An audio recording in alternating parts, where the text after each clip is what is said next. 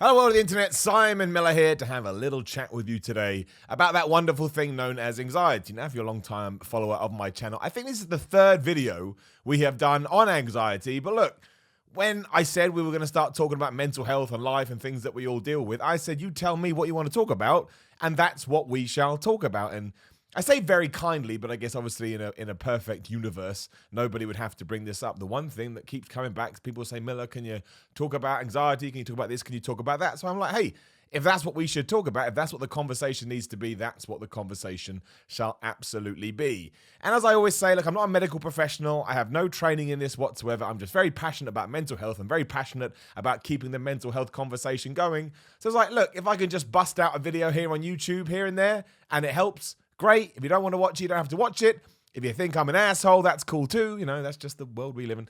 But the thing with anxiety is that everybody deals with it. The thing is, everybody deals with it, well, not only in different ways, but there is increasing and decreasing versions of it, which is why, you could have a meeting tomorrow, or you could have a presentation you've got to do, and somebody will say to you, oh, how are you doing? And you may go, oh, I'm really, really anxious. And that is that's your body's fight or flight response mode flicking on, because you're sending all these signals to your brain saying, oh, I'm nervous, I'm worried. So your brain kicks into gear. It's like caveman days. It's like, okay, something's going on here. I'm going to make sure I pump you full of adrenaline and pump you full of all these hormones, so that just in case it's a car that's about to hit you, you jump out the way. And that's where it comes from. It's instincts, it's survival mechanics.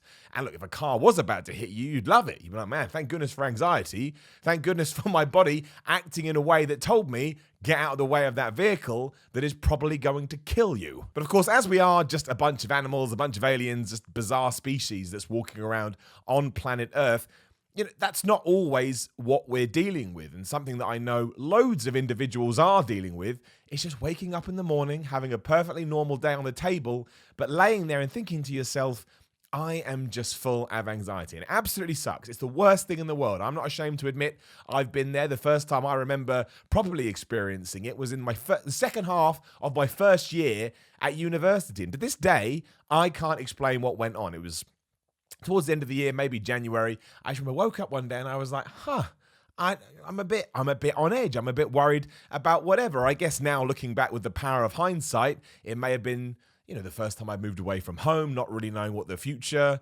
holds, and really not knowing what to do. And maybe my body just subconsciously was a little bit apprehensive about that.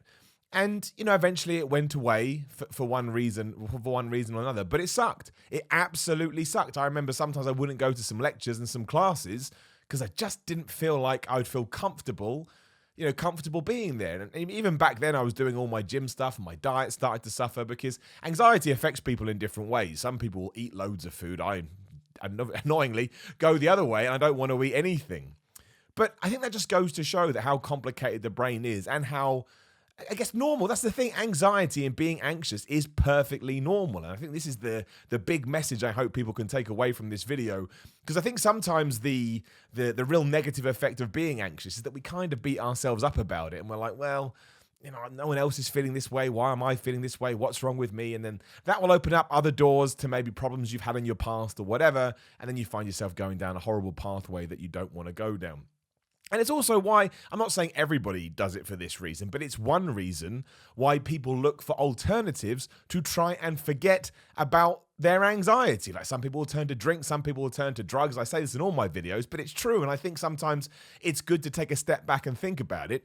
If you're at your absolute worst, and like I say, you wake up at the crack of dawn and you're just absolutely wired with anxiety, and somebody came in and put a pill on the table and said, if you eat that pill, all of your problems will go away for a few hours. I bet 99.9% of the human race, when they're at rock bottom, would go, oh, and they'd eat it, even if they know there's side effects and other things involved with it, because there gets to a point where you just want to feel okay. But the real secret and the real spin is that nobody feels okay 100% of the time. We're all just... It's absolutely crazy life when you think about it. I don't want to get too hippie and trippy with these, but we're all individuals, but we're all going down the same path. We all got the same journey. We all come in the same way. We all go out the same way. And then there's sort of bumps and obstacles and hurdles down the road that become unique to you.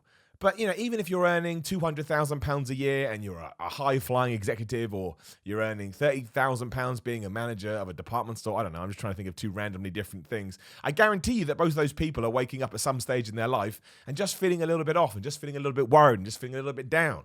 It's just you can't be on your game all the time. And some people are more sensitive than others. Don't even get me started on sensitivity.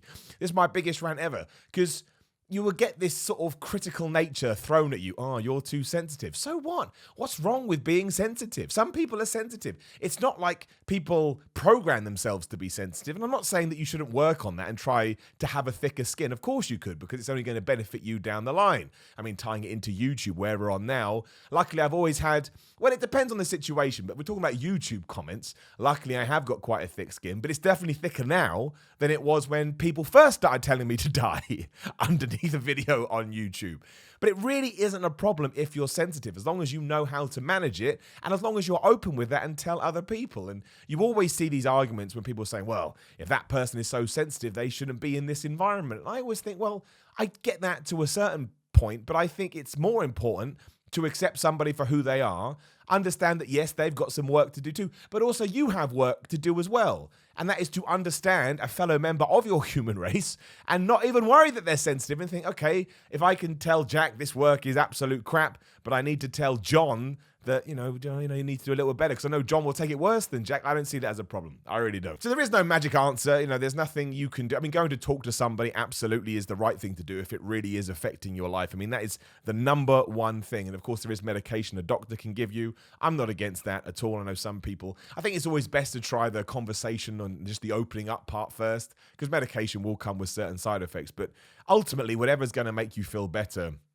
is what matters here. And don't forget too, if you do feel like you're a bit up and down as a person, shout out What Culture fans, it could be hormone related as well. I don't want to get into all of that because it's a boring story, but when you do start reading about hormones and how it affects the body and how it affects anxiety, apprehension, panic attacks, I'm not saying that you're going to have a light bulb in your head. You go, oh, it's solved. But it definitely is those kinds of things. It's why when women go through the menopause, one of the side effects of that, or so is reported, is that some people get super anxious because their estrogen levels drop. That sends the body crazy because they're like, oh, I've got a hormonal imbalance. And that can be the same, for anything. That's why people get sad. That's why people get happy. The human endocrinology system is nuts. I tell you, if you want to be a massive nerd and you want to be a massive geek, go and read up about that shiz, and then you'll start to freak out about whatever the hell we are. Because how that all works, I have absolutely no idea. But it can be completely responsible for how you feel at any given time. So you may be watching a film and it's not even that sad, but you see a happy moment and you start crying. You're like, the hell is wrong with me? Could be estrogen going crazy or something else in your hormonal system. So it's good to, be aware of that too. But ultimately, I think this is my point of my videos, is that I feel like we can have the conversation and we can talk about it, we normalize it. So when you are sitting on the sofa or you're lying in bed or you're at work or you're just having a moment, I'm not saying this video is going to do that, but what the goal would be, at least I think, and you can call me a bald asshole below, but the goal, at least I think, is to get to the point where you can, hey, John, how do you feel today? You know what? I feel a little bit anxious. And when you know that other people around you are aware, and we get to a stage where somebody else can relate to you and empathize with you and sympathize with you, it's just not that bad. It's just not. Like, again, going back to the presentation thing, if you're in an environment where you feel like before you do a presentation, you can go, guys, I'm super nervous, and then you get sort of a load of goodwill back, all of a sudden you're not that nervous because you have just completely dissipated whatever tension and atmosphere there is in the room. And it's the same with anxiety. It really, really is. And I do think we're better at doing that now in 2020 with social media. But every time I do one of these videos, I always get into an argument. I don't know why I bother, but at least one comment when somebody will say something like, oh, the only real people that, and it's just like, no, everybody has anxiety. I'm not saying that others don't have worse anxiety. Of course they do. It's like some people have diseases that are worse than others, but it affects people in their own ways. Like, it just does. You may have very, very light anxiety, but if it's really, really screwing you up here, then it's serious anxiety, because, it's important to be selfless and altruistic and look out for others, but you'll always be your number one priority, because if you don't care about you, who the hell else is going to care about you? That's why self-care is so important, and sometimes giving yourself a day off from all the craziness that life and the world and everybody else brings to you. And that will be the main takeaway message today. Like, I've dealt with anxiety. You've probably dealt with anxiety. Somebody watching this video right now is 100% dealing with anxiety, because Even if you are better at controlling it than others, it still comes, and it's a strange beast, and it affects us in many different ways.